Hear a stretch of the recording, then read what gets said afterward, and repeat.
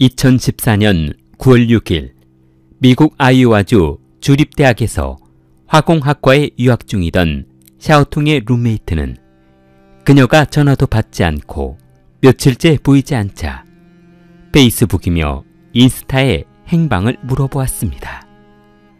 그러나 그녀를 보았다는 친구는 나타나지 않았고 답답해했던 친구는 샤오통에게 문자를 보내봤습니다. 잠시 후 친구는 샤오통에게 문자 한 통을 받았는데 남자친구와 미네소타로 여행을 떠나 일주일 뒤 돌아갈 것이라고 했습니다.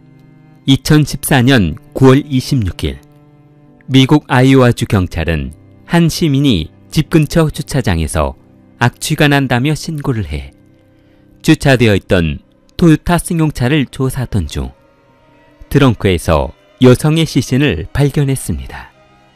그녀는 얼마 전 실종된 중국 유학생 샤오통이라는 학생이었습니다. 그런데 이상하게 뒷좌석에는 전원이 꺼진 핸드폰 한 대가 놓여져 있었습니다. 핸드폰은 사망한 고인의 것이었는데 그 안에는 남자친구와 찍은 사진 수십 장이 있었고 일정을 적어 놓은 듯한 다이어리도 보관되어 있었습니다. 핸드폰이 버려진 것만 보아도 범인이 얼마나 급하게 도주했는지 알 수 있었습니다.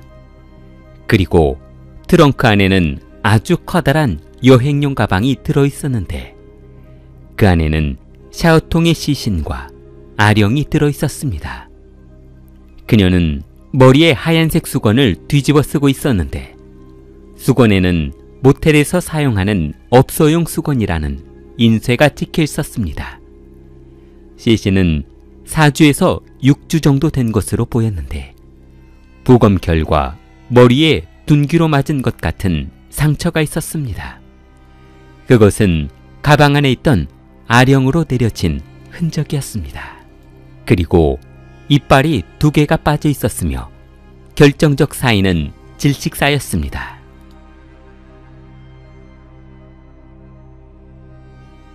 샤오통은 1994년 중국 대련에서 태어났습니다.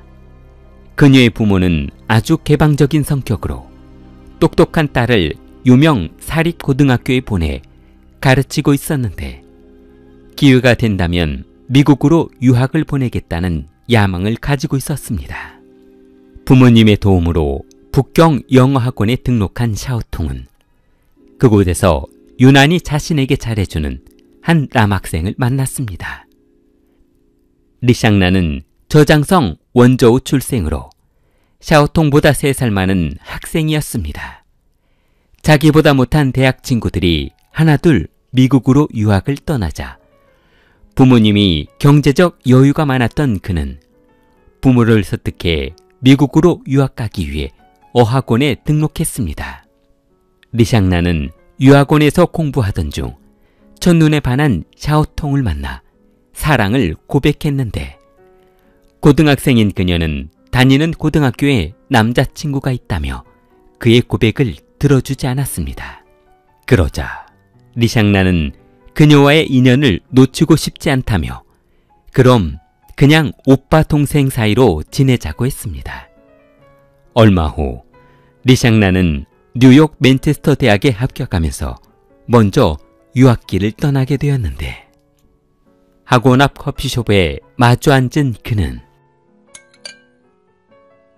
샤오통, 오빠 먼저 미국에 가 있을 테니까 너는 천천히 와. 대신 오빠 근처 대학으로 와야 한다. 그래야 얼굴을 자주 볼 수 있지. 알았어요. 걱정하지 마시고 미국 도착하시면 연락 주세요. 리샹난이 뉴욕 생활에 적응해 갈 무렵 2012년 샤오통이 시험에 합격하면서 재회하게 되었습니다. 그녀가 공항에 도착하자 가장 먼저 달려간 사람은 리샹난이었는데 그는 힘든 내색 한번 하지 않고 그녀의 짐을 모두 날라주었습니다. 그리고 먹을 것이며 필요한 물건은 같이 마트에 가 장을 봐줄 정도로 행복해했습니다. 그녀는 아이오와주 주립대학에서 화학을 전공하기로 했는데 리샹난에게 한 가지 흠이라면 자신이 다니는 대학과 그녀가 다니는 대학의 거리가 아주 멀다는 것이었습니다. 차로 1500km가 넘는 거리였습니다. 승용차를 끌고 서너 번 그녀가 있는 곳으로 방문해 본 그는 더 이상 차를 타고 만나러 가기는 힘들 것 같다며 다른 방법을 찾아보기로 했습니다. 자기야, 나 학교를 자기 있는 쪽으로 옮길까봐. 뉴욕에서 여기 오는데 시간 너무 걸려. 오는데 너무 멀어서 언제 한번 사고가 날 것 같아. 그렇다고 나 때문에 학교까지 옮기는 건 좀 그렇잖아. 그냥 한 달에 한 번 날 잡아서 주말에 만나는 건 어때? 너 아직도 내 마음을 모르는 거냐? 난 너 없이는 하루도 살 수 없다고. 너네 학교 인근으로 옮길 테니까 그런 줄 알고 있어. 리샹난은 아이오와 대학 인근 대학으로 옮기며 샤오통이 거주하고 있는 집과 2시간 거리에서 생활하기로 했습니다. 이사 비용이며 잡다한 비용이 많이 들기는 했지만 그녀와 함께 다니는 것만으로 행복했습니다. 시간이 지나면서 두 사람의 미국 유학 인생관이 확연히 드러나게 되어 문제가 생기기 시작했는데 샤오통이 미국에서 유학하는 동안 영어 공부도 하고 졸업 후 전공 분야 직장을 갖는 것이 꿈이었던 반면 미국에서 대충 유학 생활을 하다 샤오통과 결혼할 목적이었던 두 사람의 생활은 조금씩 어긋나기 시작했습니다.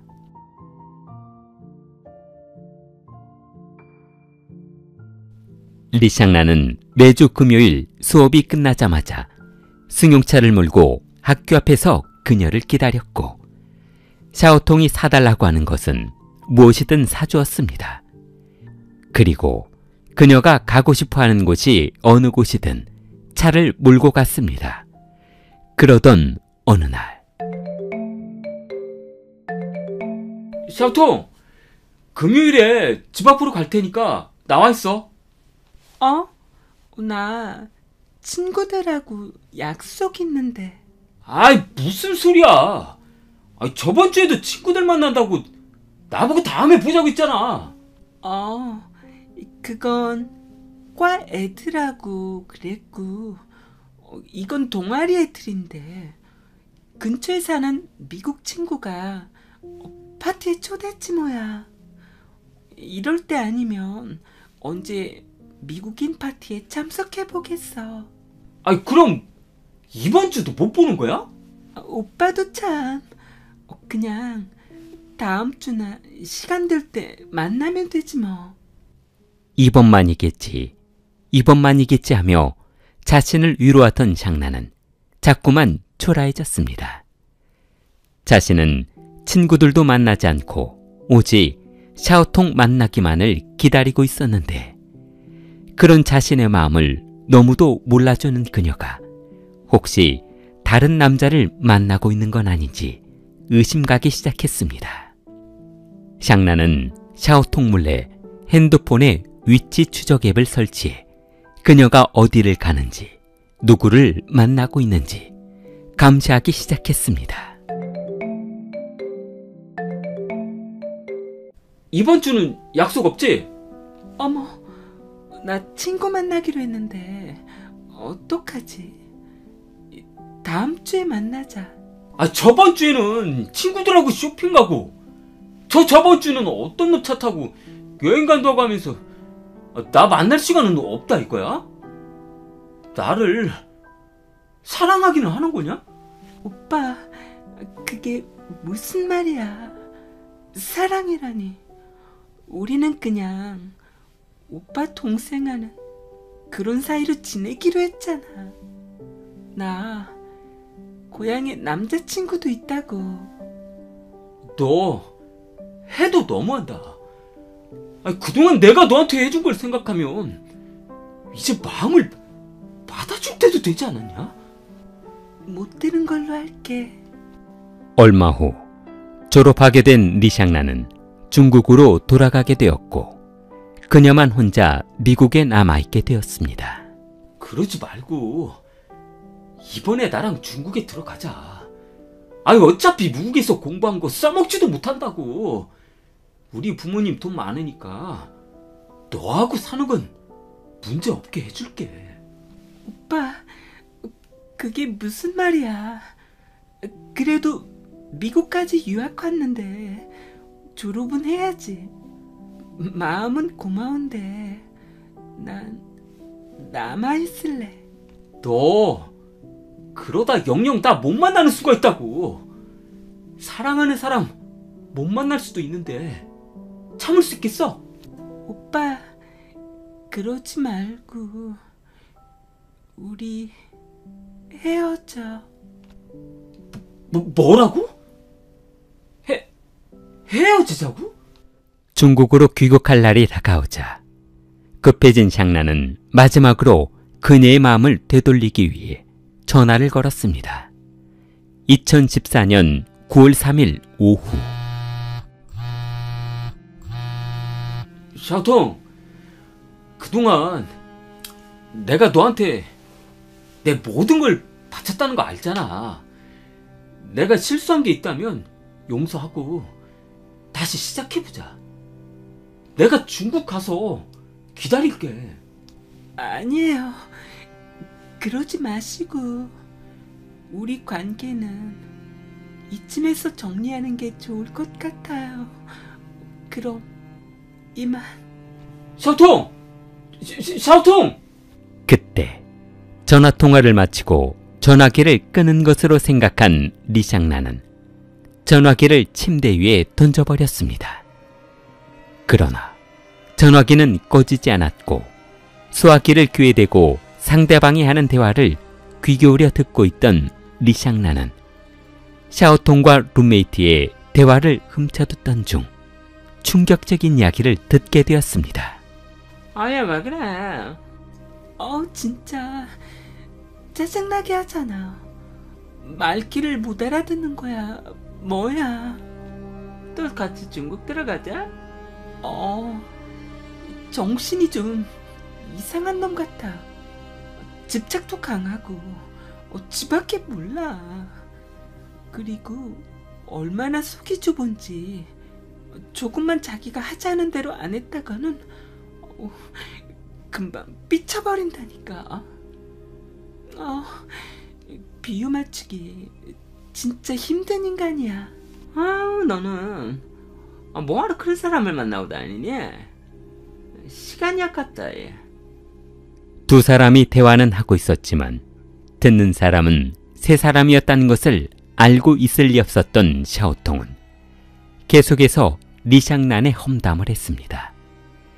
샤오통의 진심을 알게 된 리샹난은 그녀에게 배신감을 느끼며 그동안의 사랑이 아무런 의미가 없다는 것을 깨닫게 되었고 복수하기로 했습니다.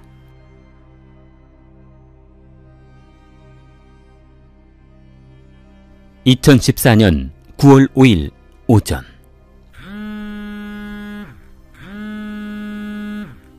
샤오통, 주말에 날씨도 좋던데 나 귀국하기 전에 마지막으로 여행이나 다녀오지 않을래? 그래요. 그동안 서운하셨죠? 이번 주말에 시간 내 볼게요. 이제 들어가시면 언제 또 볼지 모르는데 말이에요. 내가 집 앞으로 갈게. 준비하고 있어. 준비를 마친 샤오통은 룸메이트에게 리샹난과 미네소타로 여행을 다녀오겠다며 며칠 집에 못 들어올 것 같다고 했습니다. 두 사람은 그날 오전 여행을 떠났고 버겐모텔 218호에서 첫날 밤을 보내게 되었습니다. 숙소 인근 편의점에서 간단하게 먹을 것을 구매한 두 사람은 모텔로 들어갔는데 참, 오빠, 며칠 있다 출국이지? 그래도 갈 때는 내가 배웅해줘야지. 내일 모레 출국이야. 그런데 오빠랑 같이 귀국하는 건 정말 안 되겠니? 오빠, 그런 말 할 거면 나 그냥 잔다. 더 이상 그런 거 물어보지 않기로 했잖아. 우리는 그냥 엔조이였다고. 나 사랑하는 사람 생겼어. 뭐라고? 아니 그럼 그동안 나는 안 만나주고 다른 놈하고 데이트하고 다닌 거야? 오빠, 그게 어떻게 된 거냐면 처음에는 친구들하고 그냥 어울려 다녔는데. 아, 됐어! 이런 매춘모 같은 게. 그동안 내가 너한테 얼마나 정성껏 다 해줬는데 결국 돌아온 게 이거야? 배신? 오빠, 말이 너무 심하잖아. 나 그동안 네가 나한테 어떤 마음을 가지고 있었는지, 어떤 생각을 하고 있었는지 어플로 다 알고 있어. 뭐야? 그동안 나 감시하고 있었던 거야? 그럼 나도 가만히 있지 않을 거야. 이게 어디서? 샤오통이 쓰러지자 리샹나는 둔탁한 물건을 들고 그녀의 머리를 내려쳤습니다. 죽어! 리샹나는 침대 위에서 벽에를 가지고 내려와 그녀의 얼굴을 힘껏 눌러버렸습니다. 한동안 발버둥치던 그녀가 더 이상 움직이지 않자, 야, 사람 가지고 장난하냐? 나 가지고 노니까 재미냐고! 리샹나는 그녀가 숨을 쉬지 않는 것을 확인하며 차키를 챙겨 모텔을 나왔습니다. 그는 차 트렁크를 열어 여행 전 미리 준비해둔 여행용 가방을 꺼내 모텔방으로 다시 들어갔습니다. 리샹나는 여행을 떠나기 전 월마트에 가서 샤오통의 시신을 담을 만한 크기의 여행용 가방을 구매했는데 흔적을 남기지 않기 위해 현금을 이용하는 치밀함을 보였습니다.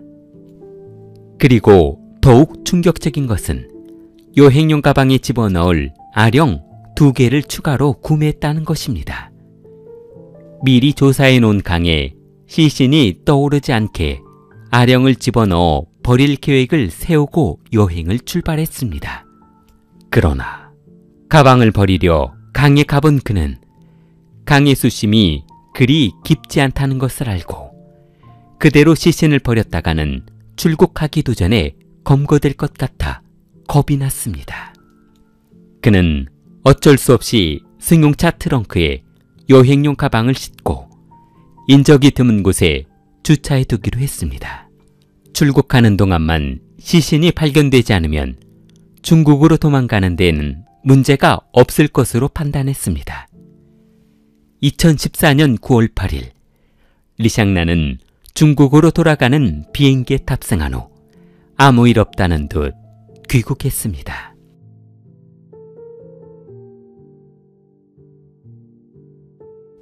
리샹난이 귀국한 후 그는 곧바로 광동에 있는 친구를 찾아갔습니다. 그리고 일이 있으니 신분증을 빌려달라고 했습니다. 친구에게 사정 이야기를 하고 아무도 찾을 수 없는 시골로 들어간 그는 집으로 전화했습니다. 엄마, 지금부터 내가 아는 말 잘 들어. 누가 나 찾으면 못 봤다고 하고 어디 있는지도 모른다고 해. 아니, 도대체 무슨 일 때문에 그러는 거니? 나 미국에서 여자친구 죽이고 도망왔어. 어차피 중국하고 미국은 범죄인 인도초약이 없어서 조금만 숨어 지내다 조용해지면 그때 집에 들어갈게. 울지 말고. 어머니는 아들의 말을 믿고 경찰이 와도 협조하지 않기로 했습니다.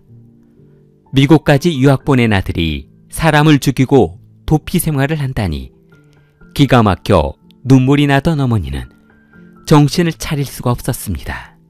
2014년 9월 26일 아이오와주 외곽 주차장에서 고약한 냄새가 난다며 신고를 받고 출동한 경찰에 의해 발견된 샤오통의 시신은 재미 중국인 교포 사이에 너무 큰 충격을 주었고 이미 중국으로 도주한 남자친구 리샹난을 검거하기 위해 미국 정부는 중국에 협조 요청을 했습니다.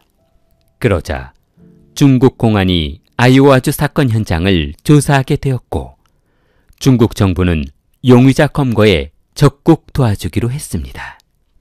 경찰은 리샹난의 부모를 설득해 아들이 숨어있는 곳을 알아냈고 2014년 5월 11일 마침내 리샹난을 검거했습니다.